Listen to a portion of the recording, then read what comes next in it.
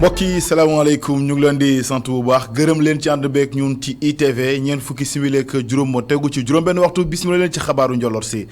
xabaaru marax yi gërëm leen bu baax a baax ñu door ko kon li gën a fës ci xëtu xabaar yi lenn ci jullit yàlla ci Sénégal tey jii kon la ñu amal seen jullit tabaski ci Ndakaaru ci banlieue bi ak ci diwaan yu bëri ci biir réewum Sénégal loolee nag bokk na ci li gën a fës ci xutba ak imam yi maanaam fitna gi jolli ci Sénégal waxtu wi ak bakkani ci rot loole lépp kon doon loo xam ne fës na lool seen xutba ñu sàkku ci julliti ñu tënkuwaat ci diine islam ngir li lépp mën a dàkk ci réew mi dina ci ànd ak xutba ak imaam yi ci ndorteelu xabaar yi bu ca landee Sénégal ginnaaw gi nag li nga xamante ne ni moom mooy li amoon ca Kafountine ci bët saalamu Sénégal foofee nag nga xam ne benn gaal mu fa suuxoon lu toll ci fukk ak juróomi bakkan rot ci waaye tamit ñu bëri ci ay doomi aadama yoo xam ne ba léegi nii des nañ leen gët tegi gët ndax dañoo réer ci géej gi forum social local ba fa amal nañu waxtaan wu yaatu jëmale ko ci mbëkk mi seen bëgg-bëgg mooy loolee kon dàkk foofee ba tax ñoom nag ñaax nañ ci bu baax ndaw yi ngir tamit fexe ba solution am ci bàyyeekoo ci kilifa yi. article ay bés bi léegi ñu jagleel ko sanction yi nga xam ne kon di ay daan ñu tegoon ko ci réew Mali CEDEAO yëkkati ko loole nag nekk mbir moo xamante ne nii askanu Sénégal ak waa Mali ñëpp dañ ko daal rafetlu rawatina ñu ngi ci wàllu dem ak dikk bi. ñu dem seeti sunu naataango yu journal bi di le vrai journal ci njiital Abdoulaye Mbow ñoom nag nee nañ kon ginnaaw tawféex bi nga xam ne kon amee nañ ko askanug Mali ak Sénégal lañ ci nemmeeku nag ci gàllankoor bokk na ci wàllu koom-koom ndax juróom-benn téeméeri milliards sunu koppar la ci Sénégal ñàkk ginnaaw tëju frontières yi dana ci ànd ak i leeral ci njeextalu xabaar yeeg Mamadou Dieng loolu moo gën a fës ci xëtu xabaar yi mbokk yi nees ki bu jàlla àndee ñu ni ci faram-fàccee.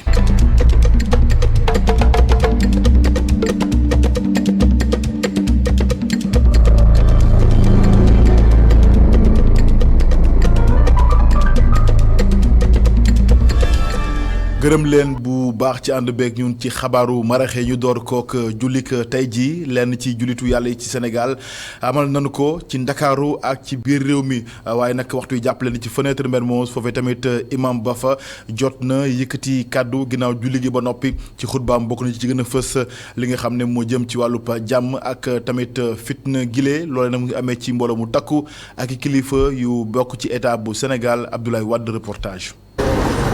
ci jumaa ju mag gi nekk Mermoz Sotrac jullit yi ñëw nañu ngir joxe jullit tabaski gi ba ñu julee ba noppi imam bii di El Hadj Mamadou Ndiaye fàttali na lu waral tabaski ak njariñ yi ci nekk. léegi bisu tabaski bi yonent bi nee na képp koo xamante ne da nga ci rey benn xar jublu ci rey ko ngir yàlla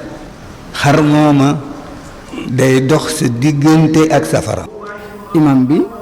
di xamle njàngale yonent yi nga xam ne mënul ñàkk ngir dund gu jaar yoon ci penc mi. li ci ëpp solo nag ñu gën koo soxla ñun tey fii ñu toll nii mooy alayhi salaatu wasalaam dafa am loo xam ni daf ko yóbbante te bi mu ko yóbbantee jullit yépp la ko yóbbante bi ci jëkk bi mooy na kenn ku nekk xam ni mook moroomam benn lañu. nee na dama bëgg ngeen xam ni yéen ñii di ngeen di bari xeet ak wuute ci ngeen jóge yéen ñépp a yem ci kanamu yàlla. jëwriñ ji ñu dénk wàllum yoon di maître Malick Sall ñaan na ngir réew mi am jàmm te sàkku ci way politique ñi ñu dellu ci seen liggéey bu élection yi jàllee. xam nga ku yàlla may nga julli korité mayaat la nga julli tabaski da nga koy sant d'abord. sant di profiter di ñaanal suñu réew di ñaanal jàmm suñu président de la république Macky Sall di ñaal ñu ngi dem ci élection ñaan yàlla may ñu élection tranquille nu ñu ko war a defee bu ñu gagné ku gagné incha allah bu ñu paree continuer suñu liggéey parce que Sénégal mooy suñu liggéey il faut ñu taxawal pour suñu liggéey loolu laa ñaan yàlla te incha allah xam naa ne bu ko ñëpp ñaanee yàlla dinañ ko may incha allah. tabaski di feet gi ëpp solo ci jullit ñi fii ci Mermoz dund nañ ko ak mbégte ak donte li ëpp solo ci waa Sénégal suba la ñuy feete tabaski bi. Ablaye Wade jërëjëf ginnaaw foofee ko ñu dem ca ñaari tali foofee tamit lenn ci jullit ji julli nañu ci terrain ñaari tali amal fa ñaari rakk tabaski ginnaaw gi imam bi tamit ñëwaat na ci li nga xam ne mooy jàmm di sàkku ci ku nekk mu daal di sàmmonteeg moom waaye tam fexe ko bay fii ci réew mi rawatina kon ci jamonoy élection yile Ousmane Sy moom moo jiite julli ñu teewli kàddoom ci micro Augustin Mandang. bis li ñu war mooy li ñu def ni léegi rek sant yàlla subhanahu wa taala génn dem dajaloo ci ab béréb daal di xutba fàttali nit ñi seen mbiru diine dénk leen ay dénkaane seen mbiru àdduna comme ni ñu ko defee ni léegi daal di julli tàll suñu loxo ñaan yàlla nangul ñu bu ko defee ñu dellu kër ren li nga xam ne moom la ñu yàlla wërsëgal ci ay gàtt daal di delluwaat jéggalante baaluwante xam ne jullit ñëpp benn lañu benn yaram lañ comme ni ko yonent sallallahu waxee nee na jullit ñi dafa mel ni benn yaram lañ bu benn cër feebare yi ci des yëpp day feebar kon lii bis la boo xam ne war nañ ci profiter incha allah defaraat diggante yi boole xol yi aussi nuñ ko waxee léegi fàttali nañu li nga xam ne ci lañ jëm te mooy ay élection ay mbiru àdduna la rek maanaam warul tax ñuy wax yenn kaddu yi wala di jëf yenn kaddu yi wala di yóbbu suñu dëkk situation boo xam ne buñ ci tollee ñëpp a koy regretter ñëpp a koy rëcc kon loolu tamit bokk na ci li nga xam ne fàttali nañ ko ci bis bi. ñu dem ci banlieue bu Ndakaaru foofee tamit ci diwaan Pikine amal nañ fa gon jullik tabaski gile ci teewaayu mbooloo mu takku ñoom tamit imam ba mu ci noppee jot na xutba sàkkuteef gi nag moo ñu tënku ci sunnas Seydina Muhammad sallallahu alayhi wa sallam moom tamit ñaax na ñi nga xam ne ñooy askanu Sénégal ñu gën a bàyyi xel li nga xam ne moom mooy kàddu yu yëkkati ci Sénégal rawatina ci géopolitique bi waaye tamit gën a bàyyi xel li nga xam ne moom mooy ku nekk ci ñun ci jëfam waaye tamit kàddu yi nga xam ne mën na koo yëkkati Cheikh Ahmed Tidiane Sow ñuy teewlu ci micro bu dal njaaj. waaw li ma lancé daal ci wàllu opposition beeg pouvoir bi moom mooy jéem a xool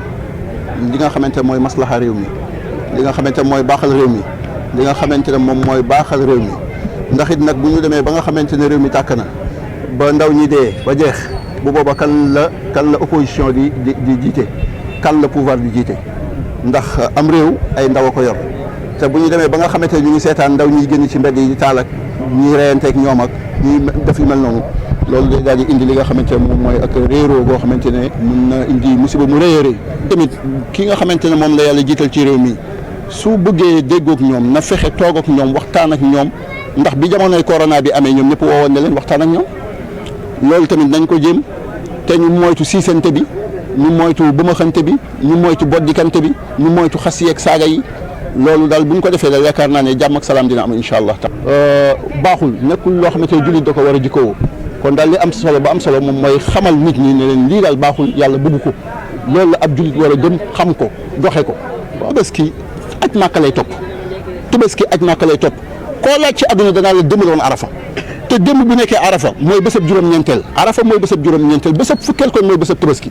ñu dem ca Kaolack ca Sagne Bambara foofee nag xam ngeen ne njabootuk Cheikh Mouhamadine Alpha Samba Diallo ñoom nag ñu nga fa ci teewaayu xalif bi di doomam di Cheikh Ibrahima Diallo moo jiite jullik tabaski gi ni ki tey jii moom tamit ñëwaat na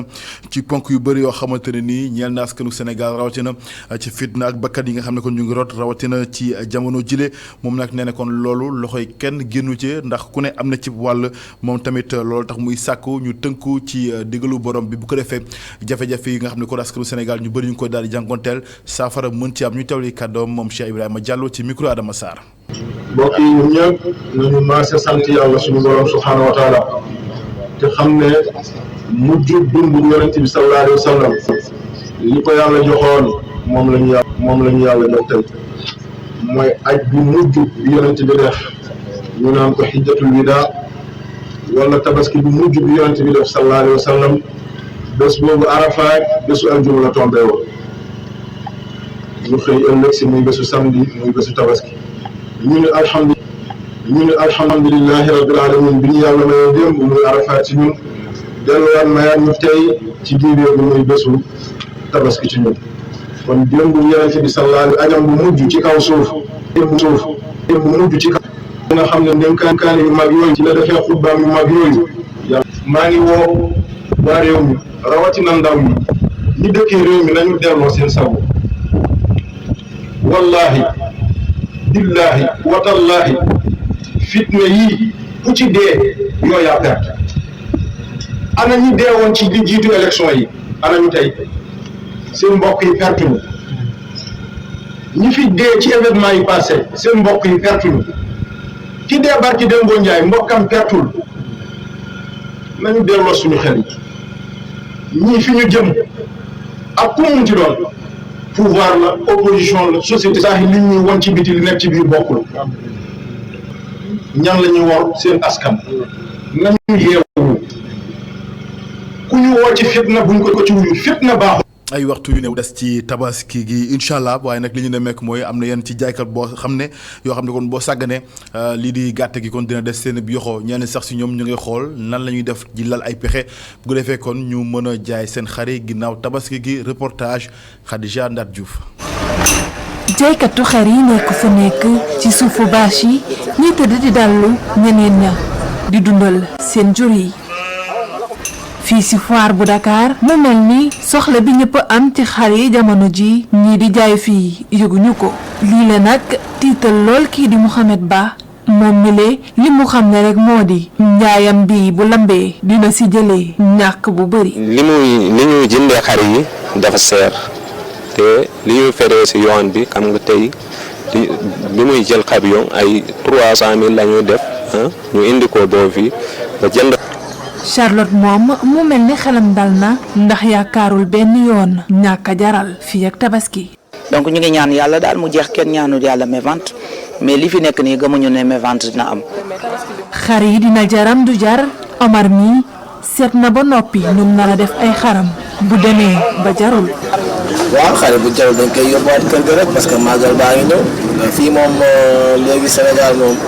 xar moom amul tabaski amul dara day jar parce que gars yi soxla viande chaque jour màggal mi ngi ñëw ak 2 mois après tabaski gàmmu yaa ngi fi tamxarit yaa ngi fi nga ne màgg yaa ngi fi.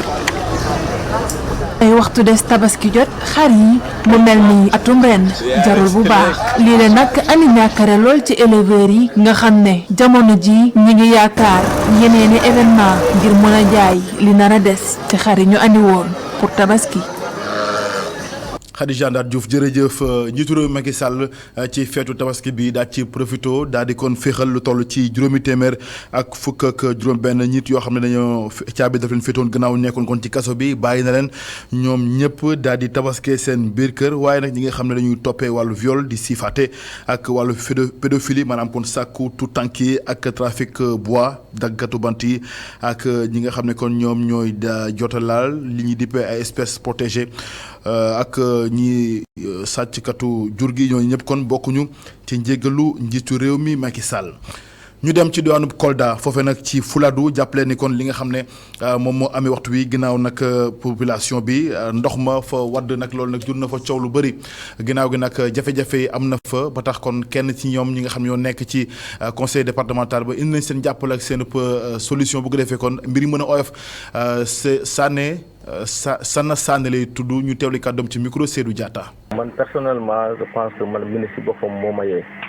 parce que dama doon waaj a nelaw tuuti moo ma téléphone mu ne ma dafa dégg ne hôpital régional dafa inondé ma woo suñu ñuy liggéey lu mel ni inspecteur Balde ak chef de cabinet ne ministre nee na dégg na ne hôpital régional dafa inondé est-ce que duñu fa jaar xool li fa nekk bu ñu ñëwee aussi fekk fi ñeneen ñoo xam ne nii ñu dëkk Saare Moussa quartier bu nag yeneen quartier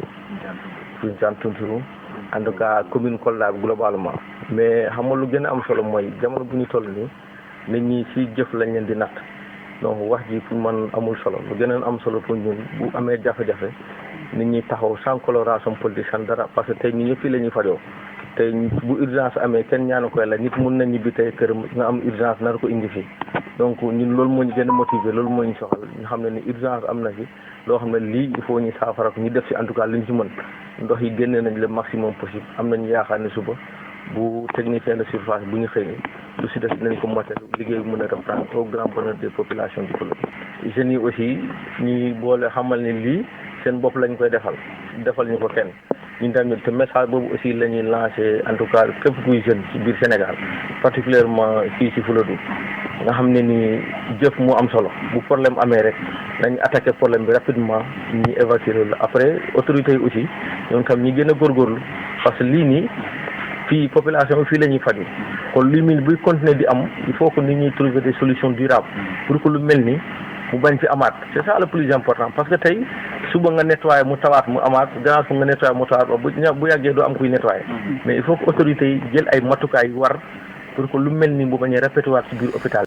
Kafountine ca bët Saalumu Sénégal nekk na diwaan boo xam ne ñu bëri ci ndaw fa la ñuy jaaree ngir bàyyi ko kon dem fa bitim réew jaaree ko ci géej gi loolu nag ñi mbëkk mi ñoom nag kilifa ya fa nekk ak ndaw yi ñoom nag seen bëgg-bëgg mooy ñu bañati foofu kon ba seen dëkk bañati doon bërëb boo xam ne fa la gaañ yi jaar ngir dem Barça wala Barsak ba tax amoon nañu lëlu waxtaan wu yaatu ngir ñaax ndaw ñi waaye tamit fexe ba lépp loo xamante ni matuwaay ñu jël ko ci teewaayu kilifa yi moo xam gendarmerie ak sous-préfet ba fa ngir rek waxtaanee loolu bu ko defee kon mbëkk mi jeex tàkk foofee ca diwaanu Kafountine ndax xam ngeen ne gaal kon moo fa suuxoon ba lu toll ci fukk ak juróomi bakkan rot ci ñu bëri daal di ci réer ba tey kon ñu ngi wër ba dee te gisaguñu leen ci loolee nag ñoom loolu bëgg rek mooy fexe ba lépp loo xamante ne ni moom mooy Kafountine kon doon diwaan boo xam ne kenn doo dafa jaarete ngir dem ci mbëkk ma waaye tamit képp koo xam ne gis nañ la fa ngay def naka sulul noonu jaaree ko ci mbëkk mi ñu daal di la jébaane ñu ànd ci leeral ak San Ba. Kafountine nag taxaw nañ temm ba benn gaal bi nga xamante ne day yëpp ñi nga xamante ne dañuy tukki bu jaarul si yoon bañ a déparé ci dëkk ba mooy bëgg-bëgg autorité yi nga xamante ne ñoo ne si commune bi ak arrondissement bu Diouloulou pour loolu mën a am rek dañuy sàkku ci acteurs yëpp ñu dugal ci seeni loxo. mbir mi toll na foo xam ne ni dañoo war a jóg taxaw ba xeex ko di wax ni nag li nga xam ne ni gis nañ ko fii si Kafountine yan pexe lañ mën a lal wala lan lañ mën a def ba jëlee fi pratique bi parce que sensibilisation biñ fi nekkee ba tey ñeenti at a ngi nii at bu ne dinañ fi woote réunion pour wax ak nit ñi donc je pense que tey waxtu bi jot na pour que phénomène bi ñu xeex ko mu jógee ci sunu arrondissement mu jógee ci sunu commune. ñu yàgg taxaw ngir xeex li nga xamante ne mooy tukki bi nga xamante ne jaarul ci yoon gendarmerie bu Diouloulou bëgg na rek di prévenir départ yi te loolu faw mu am rek il faut mooy am ay xibaar yu baax. bu amee benn gaal bu jóge fii Kafountine départ ci ballon yi dugg ci océan bi rek échec nañu tous les services yu doon prévenir à commencer par les services de l'ordre c'est un échec su départ fii Kafountine génn ñu jàpp ko fu ñu ko mën a jàpp même bu eggee Espagne wala eggul ñu jàpp ko en pleine mer rek ça veut dire que ñun on a échoué comment on a échoué on n'a pas pu empêcher le départ donc ñun suñu énergie yépp mooy fexe ba mu bañ a am départ te loolu yéen a ci mën a dimbali collaboration la laaj ak renseignement. commandant chef de brigade bi xamle na ne sax dénonciation boobu tax na rek ba ñu gàntal ay tukki yi nga xamante ne waroon nañu am fan yi di ñëw. fu ngeen gisee ay xale yu ndaw entre 18 ba 20 ans ñu yenu ay gàddu ay sac def groupe na seen xel ñaaw surtout bu ngeen leen gisee ci booru tefes bi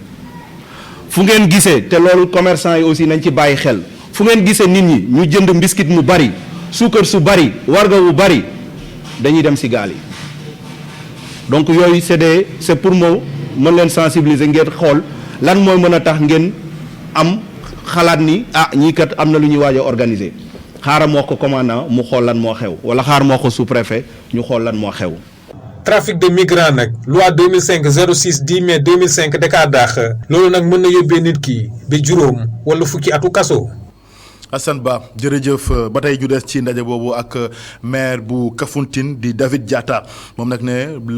la mu bëgg mooy jaare xeex mbëkk mi ci mbay mi sa ñaax ci ndaw ñi bu ko defee ñoom ñëpp ñu delluwaat ci suuf si ngir rek mën a am lu ñu daal di tënku ngir rek ñu mën a faj seen soxla jaaree ko ci mbay mi ndax jàpp ni loolu nekk na mbir moo xam ne mën leen di pexe ak saafara ci lépp lu jëm ci wàllu mbëkk mi ñu teewli kàddoom David Diatta ci micro Assane Ba. ñii dem waxi xëy la ñuy wax. Kafountine xam nañ ne dëkku koom-koom la mën na doon une réponse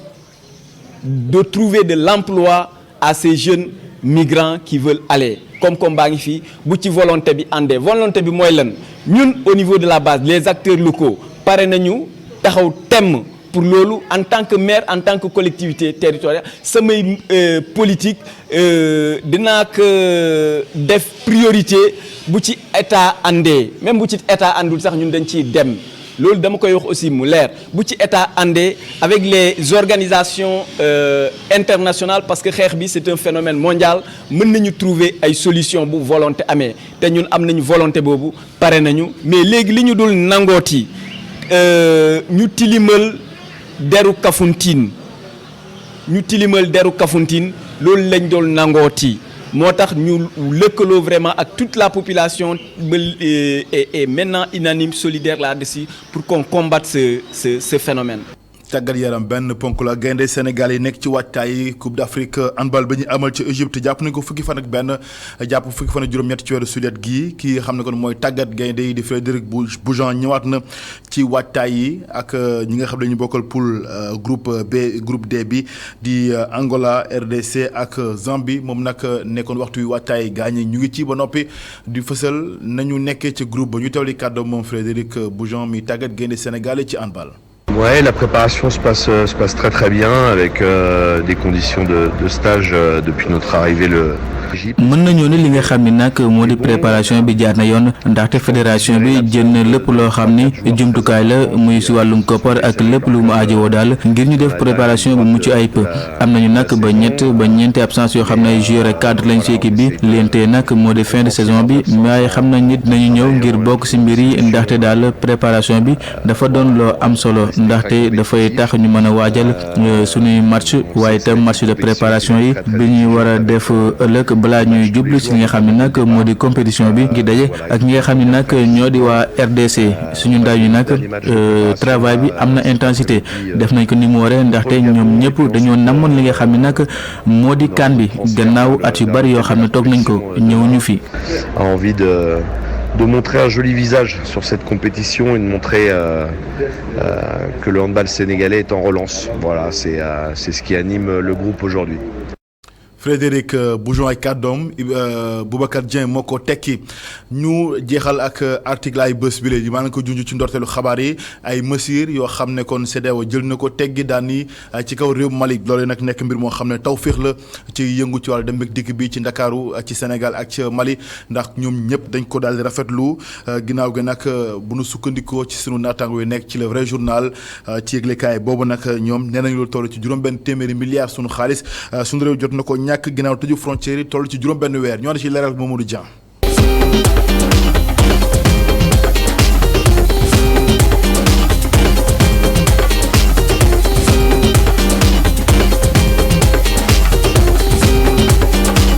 chauffeur yi daal di taalaat seeni woto ngir wutali Bamako CEDEAO yëkkati embargo gi mu tegoon ci réewu Mali lii di teggil itam Sénégal ay gàllankoor ci wàllum koom bu ñu sukkandikoo ci këyit wi nga xam ne Abdoulaye Mbow daal dina koy bind moom mooy directeur de la rédaction nekk itam rédacteur en chef bu yéenekaay bii di le vrai journal. Sénégal dina ko yëg parce que itam bul fàtte ni diggante Mali ak Sénégal benn dëkk la ñoo bokk histoire ñoo bokk lu bari si ñaari dëkk yooyu relation bilatérale yu xóot la ñu am ba tax na bari na ay sénégalais yoo xam ne Mali la ñuy dem di jaay bari na ay sénégalais yoo xam ne dañuy dem Mali wuti ay produits ay marchandises ñoo di ko jaayat Sénégal donc bu ñu tëjee frontières yi ñooñu mënatuñu jaay mënatuñu jënd defe naa ni dina am si pàcc bu am solo si population Sénégal boo xam ne dina yëg mbiru embargo boobu nga xam ne dañ ko teg si kaw Mali donc maliens yu bari itam booy xool dañuy ñëw di jaay Sénégal wala dañuy ñëw jënd si Sénégal te produit Mali yu bari itam dafay transiter par le port de Dakar waaye nag embargo bi laal na pàcc goo xam ne si wàllu koom Sénégal yi sentir nañ ko bu baax. weccoo gi ci njënd meeg njaay mi diggante Sénégal ak réewu Mali dal di sakkan lool te wuute weeru janvier ba léegi ñu tëjoon frontières yi lii tax ba Sénégal daal di ñàkk luy toll juróom benn téeméeri milliards ci sunu ay koppara bu ñu sukkandikoo ci këyit wi moom journaliste bi mu daal di bind. noonu lañ ko xaymaa te du man maa ko wax defe naa ni ñi nga xam ne ñi ngi jàngat wàllu koom wax nañ ko ñi nga xam ne ñi ngi yëngu si wàllu njënd ak jaay wax nañ ko ak yeneen nit yoo xam ne xam nañu bu baax diggante bi nekk diggante Sénégal si wàllu koom donc 600 milliards yooyu defe naa ni lim gu takku la montant bu am solo la te waroon nañu mën a yegg foofu. waaye ku xam-xamam màcc ci wàllum koom di ko wax moom Abdoulaye Mbow ci kayit wi ne réewu Mali moo ci gën a dund ay gàllankoor moom xeltukat bi mu ne réew ma nokkiwul daanaka ay weer a ngi nii ci koom naka noonu ci dundin na. gannaaw moom ak ña ñu dégg ak ña ñu laajaat defe naa ni secret de polichinelle ni ko tubaab di waxee mbir la boo xam ne bu ne fàggu ñëpp xam nañ ko dootul secret ba nga xam ni effectivement Mali moo gën a yëg li nga xam moo di embargo bi parce que boo xoolee Mali si wàllu boppam boo demee gëstu tuuti koomu Mali nga xam ne koomu moom xaw na sëngéem ak embargo bi boo xoolee dundunu Maliens yi xaw na sëngéem ak embargo bi ba dañuy jàpp ni dëkk yi wër CEDEAO moo xam Sénégal moo xam Côte d'Ivoire moo xam keneen la Mali si wàllu boppam moo koy gën a yëg te Mali si boppam demoon nañu ba benn jamono sax ñu ngi doon ragal le temps de l'usure par rapport ak embargo bi ba mu créé ay situation yu xaw a doy waar si yëngu-yëngu yoo xam ne mu doon ne xew si biir population Mali bi ak lii nga xam ne moo di pouvoir bi nga xam ne Assimi Goïta moo ko jiite. embargo bi ñu daal di yëkkati di may réewu Mali mu noyyi waata bu ñu sukkandikoo ci kii nga xam ne xam-xamam dafa màcc ci wàllum koom ci kayit wi Abdoulaye Mbow daal di bind ñu fësal ko talaata ci yéenekaay bi di Le Vrai Journal.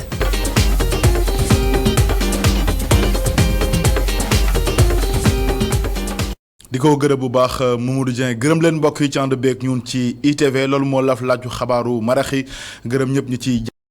jàpp ba action bi jox leen dig daje 19h45 ci xabaar ci yaatal ci kàllaama tubaab ak Adama Anouchka Ba fii boobu ngeen woy di ñu topp ci ITV ndax mbiri ngi ci jërë ngeen jëf ñu fanaan ci jàmm.